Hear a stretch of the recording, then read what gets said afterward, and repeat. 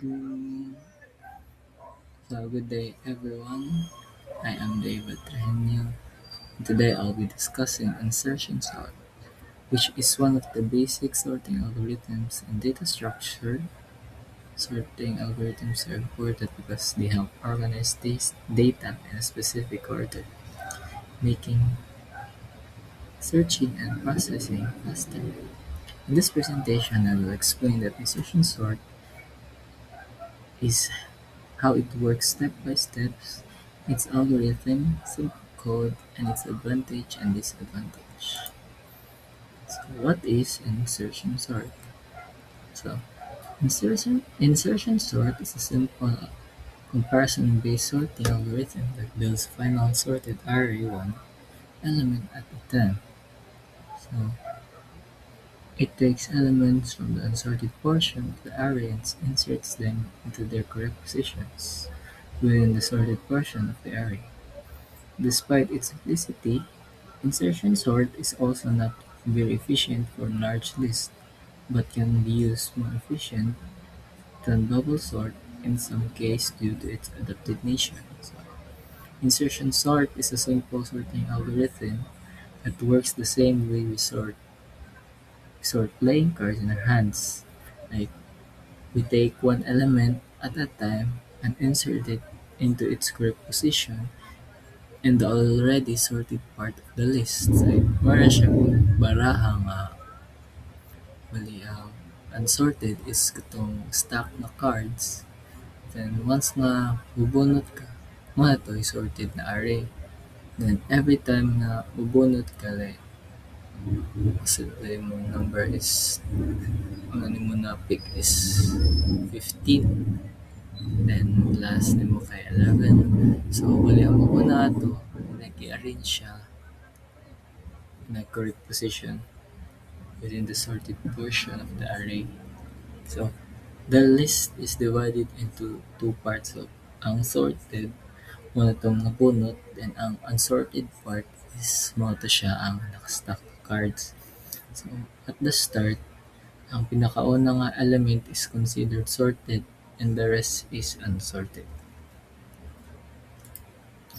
So how insertion works. So, a good real life of insertion sort is arranging cards while playing a card game.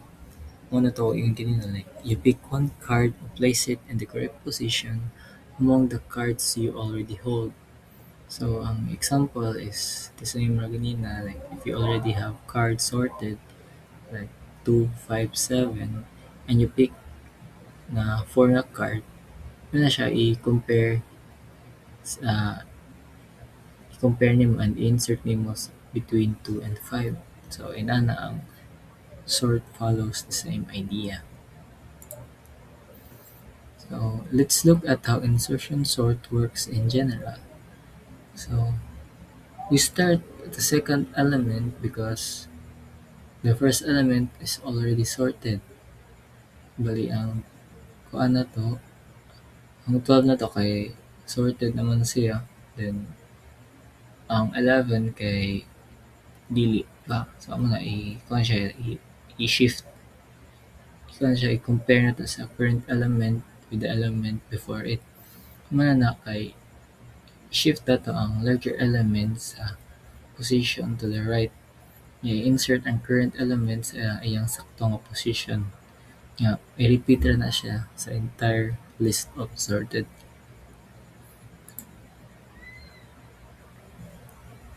So, compare the second element to the first element. The second element is smaller than swap them.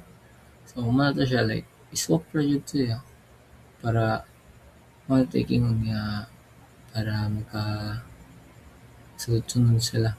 So, compare ang key 12.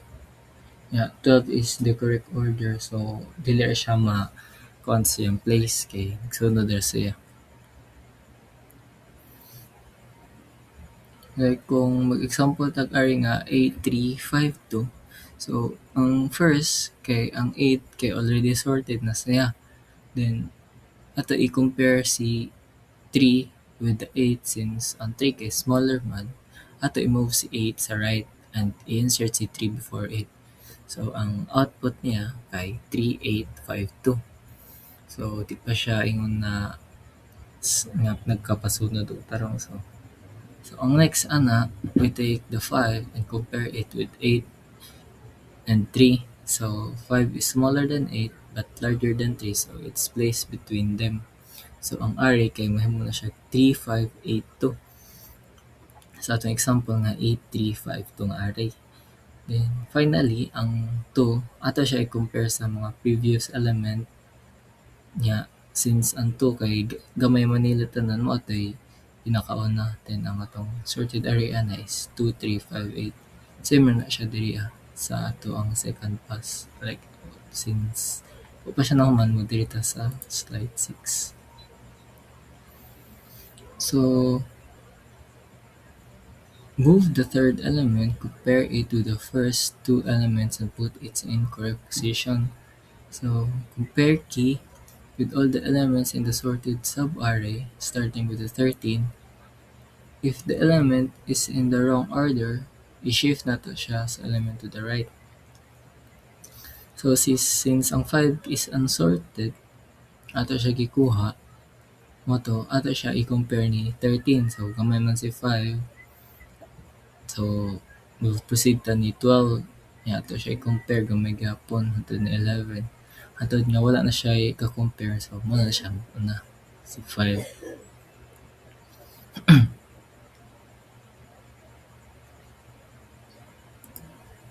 So, ang ika-fourth is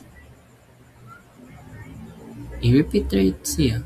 Like, i-compare nimo sa tanan element ang sorted in the sorted subarray starting with 13. If the element is the wrong order, mo siya i-shift.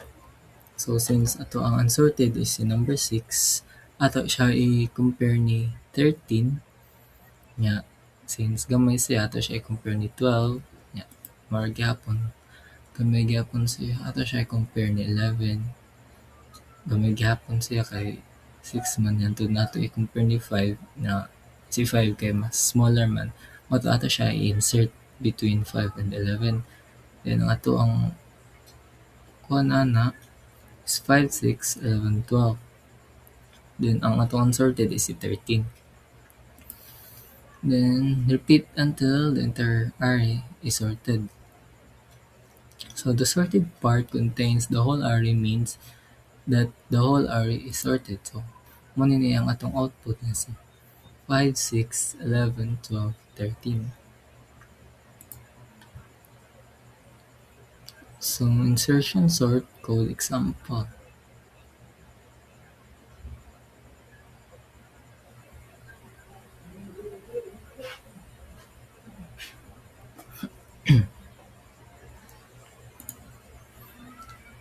So, here is our sample code. Void insertion in array.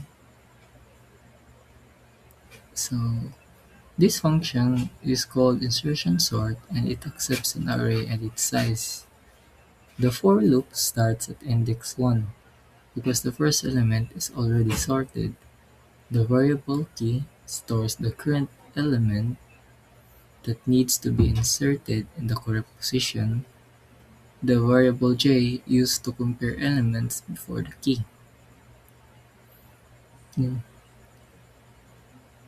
The while loop checks two conditions. So j must not be negative. So ang j na to dili siya negative. Then the element at index j must be greater than the key. If both are true, the element is shifted one position to the right.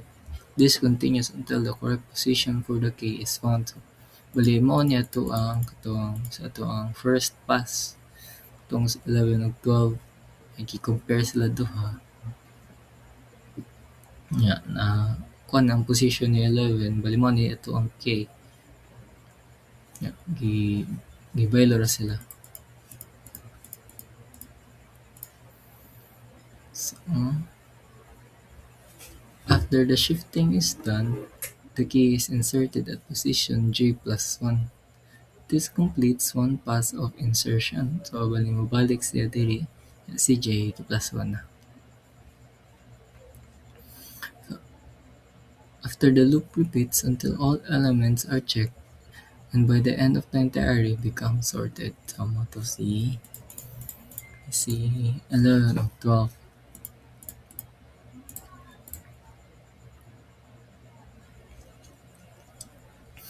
So, in terms of time complexity, best case is O when the array is already sorted.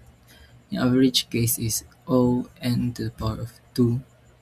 Yung worst case is O 0. Yeah, closing parenthesis open. N to the power of 2 when the array is sorted in reverse order.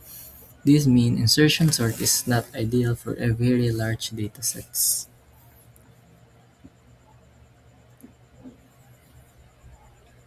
So, space and complexity. Insertion sort has a space complexity of O1. This is because it sorts the array in place and does not require extra memory. Advantage of insertion sort. So, ang insertion sort, na siya several advantage. Like, easy to understand and implement. Like, itong kay lagi insert at siya. Yeah, efficient for small data sets. Kay, siya pare sa bubble nga dagko og data ang iyahang gamiton. Then stable sorting algorithms, yeah, works well for nearly sorted list. And ang iyang disadvantage kay however, insertion sort also has kani nga disadvantage. Slow siya kung dagko na kayong imong datasets di pareha sa bubble, then di siya efficient compared to advanced algorithms like quicksort and merge sort.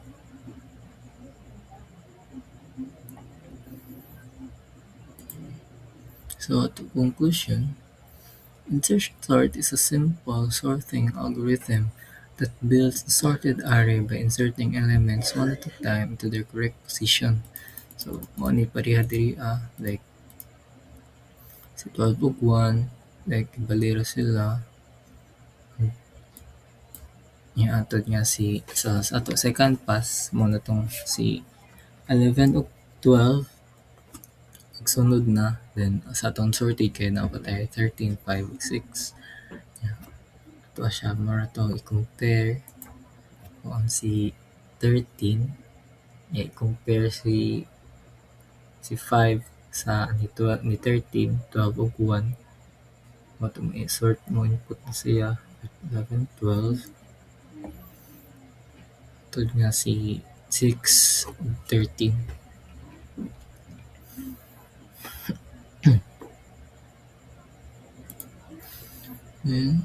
While it's not the fastest sorting algorithm for large datasets, its adaptive nature can make it more efficient than bubble sort in some cases. It's important